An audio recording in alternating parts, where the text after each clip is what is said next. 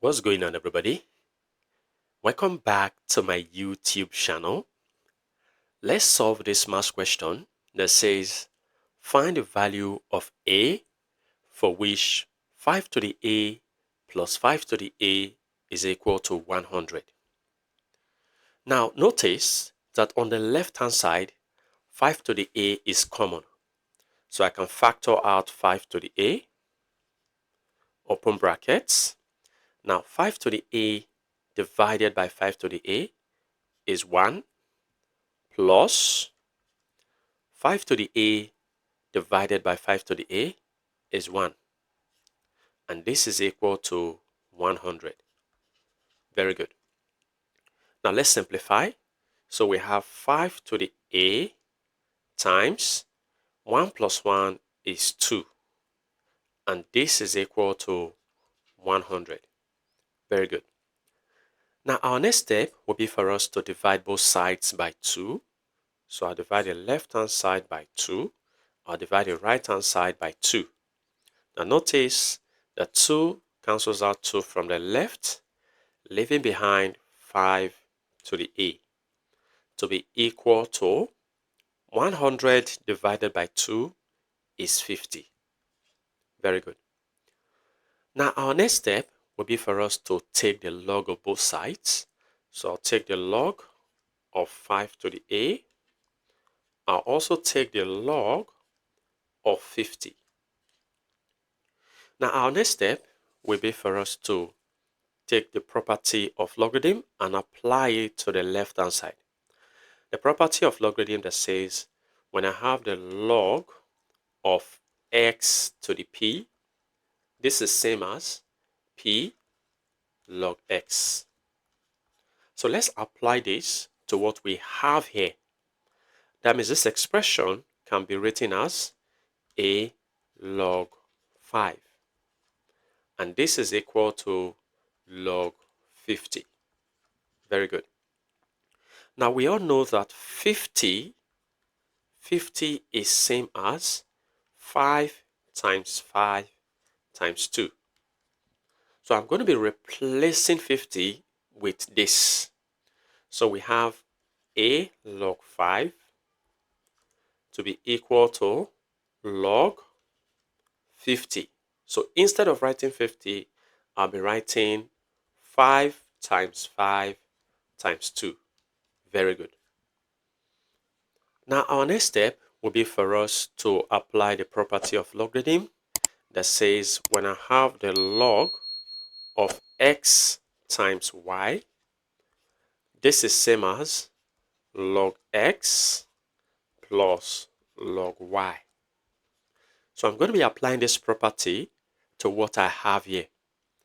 So this becomes a log 5 equal to, now this written in this form will be log 5 plus log 5 and then plus log 2. Very good. Now since we're looking for the value of a, our next step will be for us to divide both sides by its coefficient, which is log 5. So I'll divide the left hand side by log 5. I'll divide the right hand side by log 5. Very good. So log 5 can cancel out log 5, leaving behind a on the left hand side to be equal to, now on the right hand side, I'm going to be separating the fraction. So this becomes log 5 divided by the denominator, log 5, plus log 5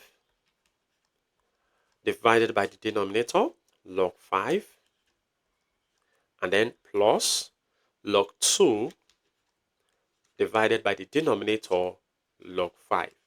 Very good. So simplifying further, a now becomes log 5 divided by log 5 is 1, plus log 5 divided by log 5 is 1, and then plus log 2 over log 5. So log 2 all over log 5. Very good. And now simplifying further, a will be 1 plus 1 is 2, plus log 2 over log 5. Now our next step will be for us to apply the property of change of base to what we have here. The property of logarithm of change of base is given as, for example, when I have log x all over log y, this can be written as log x base y. So let's apply this to what we have here. So that a now becomes 2 plus this expression now becomes log 2 base 5. Very good. And this becomes our final solution. Now let's check. Now on check, remember that our value for a is 2 plus log 2 base 5. Now let's insert that here on the left hand side to see if we're going to get 100. So on the left, I have 5 to the a. So this is 5 to the a. A is 2 plus log 2 base 5 plus 5 to the a. That is 5 to the a is 2 plus log 2 base 5. Very good.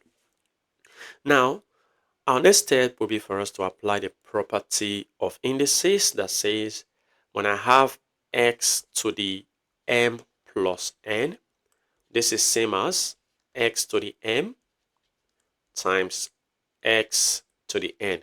Very good. So we're going to be applying this here and here.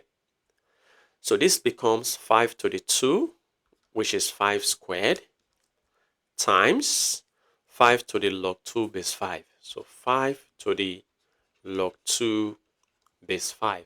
Very good. Plus this the same way, 5 squared times 5 to the log 2 base 5. Very good. Now there is a property of logarithm that says when I have, for example, x to the log y base x, so long as this base and this base are the same, the result will be y. We're going to be applying this to what we have here and here. So this becomes 5 squared is 25 times the base here and the base here are the same, so the result will be 2 plus, we're going to have the same thing since what I have here is the same as what I have here. So this becomes 25 times 2. Now 25 times 2 is 50 plus 25 times 2 is 50. And when you add up, you're going to have 100, which is equal to the right hand side. So our value for x is actually correct. Well, feel free to share your ideas in the comment section below. And if you enjoyed this video and have learned something from this video, go ahead and give this video a thumbs up. Subscribe if you haven't. Turn on the notification bell so you don't miss my upcoming videos. And like I always say, until next time, take care.